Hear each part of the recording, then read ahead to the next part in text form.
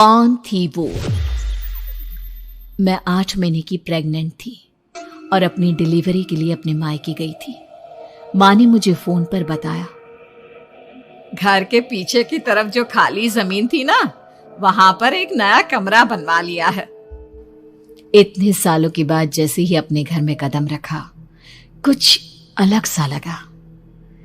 माँ, ये घर के पीछे की तरफ नया कमरा बनवाने की क्या जरूरत थी? अरे बेटा, घर के पीछे दूर दूर तक खाली जमीन है। तेरे पापा को कई दिनों से लग रहा था कि यहाँ पर एक कमरा बनवा लेंगे तो ताजा हवा मिल जाया करेगी। अब तो ये सब छोड़ और चल जल्दी से दूध पी ले। माँ, मैं थोड़ी देर में पी लूंगी, आप सो जाओ। मैंने दूध का गिलास उठाकर उस खिड़की में रख दिया। पता नहीं कब आंख लग गई। अचानक से खिड़की के पल्लों के खड़कने की तेज आवाज आई।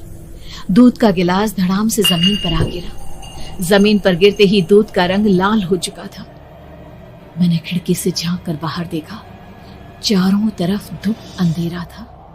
उस अंधेरे की तरफ से कुछ आवाजें आ रही थी, जैसे छोटे बच्चे आपस में खिलखिलाकर मस्ती कर रहे हो।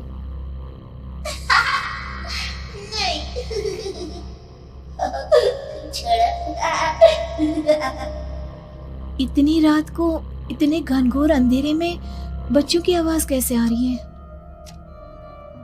घड़ी में वक्त देखा तो ठीक 12 बजे थे। देखकर मैं सन्न रह गई। बुरी आत्मा और भूतों की कई कहानियां मैं सुन चुकी थी। वक्त भी कुछ ऐसा ही था। ऊपर से मैं प्रेग्नेंट। सुना था कि ऐसे वक्त में अक्सर बुरी आत्माएं औरतों का पीछा करती है, तो क्या मेरे पीछे भी? पसीने से तरबतर बड़ी मुश्किल से, जैसे कांपते हाथों से मैंने उस खिड़की को बंद किया। जल्दी से जल्दी उस कमरे से बाहर निकलकर माँ के पास जाने के बारे में सोचा, लेकिन जैसे ही दरवाजे की तरफ पलटी, लगा कोई साया हवा की स्पीड से दरवाजे के सामने से गुजर गया। मेरे गले में अटक कर रह गई। मैं जोर से चीख कर माँ को बुलाना चाहती थी, लेकिन वो आवाज खुद मेरे कानों तक नहीं पहुंच पा रही थी। तो माँ तक कैसे पहुंचती? खिड़की के पल्ले एक बार फिर तेज हवा के झोंके से धड़ाम करके खुल गया और पूरी ताकत से मैं चीख पड़ी। जानती थी मेरी चीख की आवाज सुनकर कुछ ही सेकंड में माँ वहां पहुंच जाएगी, लेकिन ऐसा कुछ हुआ ही नहीं। मेरा कलेजा डर के मारे फटा जा रहा था। आखिर माँ ने मेरी आवाज क्यों नहीं सुनी?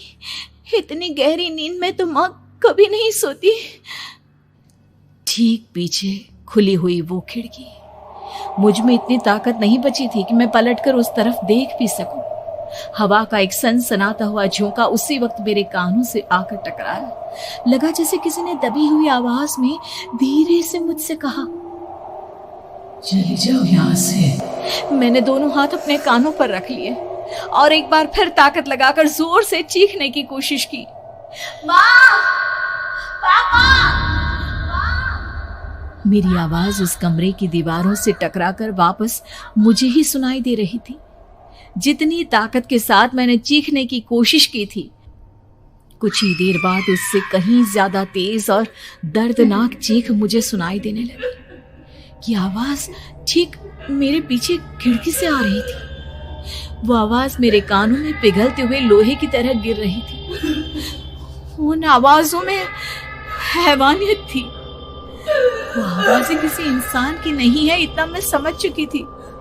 कांप रहे हाथों से मैंने अंधेरे में कुछ ढूंढने की कोशिश की। तभी अचानक मेरा हाथ बेड पर रखी टॉर्च पर पड़ा। किसी तरह ताकत लगाकर टॉर्च का बटन ऑन किया, लेकिन ये क्या? सामने दरवाजे पर 3 छोटी लड़कियां खड़ी हुई थी। उनके हाथ में स्टील के चमचमाते हुए चाकू थे। मैं घबराकर लड़खड़ाई और पीछे की तरफ हटी, लेकिन तब तक वो मेरे पास आ चुकी थी। उनकी गर्दन टेढ़ी थी और उनके हाथों के वो चाकू मेरे पेट को निशाना बनाने को तैयार।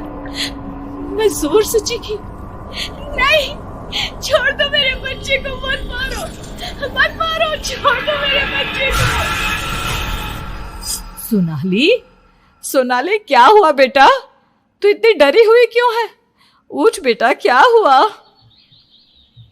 हड़बड़ाकर मैंने अपनी आंखें खोली। देखा तो दिन निकल आया था। माँ मुझे जगा रही थी। मेरा चेहरा पूरा पसीने से लथपथ था। क्या हुआ बेटा, तुमने कोई बुरा सपना देखा क्या? मैं अभी तक अपने पूरे होश में नहीं थी। वो मेरे बच्चे को मार देगी माँ, वो लड़की मेरे बच्चे को।